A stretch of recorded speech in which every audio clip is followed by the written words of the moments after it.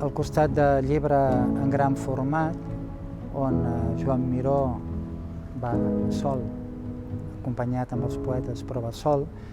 Aquest llibre té una excepcionalitat, que és que té un llibre d'estudi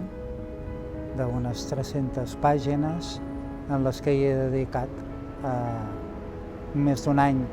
d'investigació i que vindria a ser d'una manera personal la culminació de dues parts importants de la recerca de tota la meva vida, no pas sol,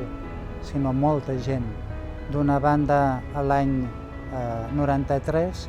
perquè vaig tenir la sort de fer el comissariat de Joan Miró i, per tant, d'aprendre mirades molt diverses, aquelles que s'aprèn sempre a la Fundació Joan Miró de Barcelona, però també la gran exposició que hi va haver-hi al MoMA, l'exposició que es va fer al Reina Sofia i altres de parcials que es van poder fer a Barcelona. Tot aquest coneixement l'he sintetitzat passant al voltant d'una mena de gran llibre d'aventures, molt pla, amb una prosa superclara perquè tothom ho pugui entendre, i és la biografia de cadascun d'aquests 9 poetes amb Joan Miró, explicant senzillament el dia que es van conèixer, les afinitats i o diferències que tenien i les aportacions que cadascun d'aquests va fer a través dels seus textos.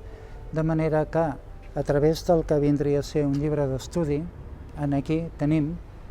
no tant un llibre d'estudi, sinó gairebé la novel·la de la cultura catalana del segle XX. I a la vegada un repertori extraordinari que és l'antologia, que no s'havia fet mai, fabulós, dels poemes que tots aquests dediquen a Joan Miró o que van acompanyant l'obra de Joan Miró.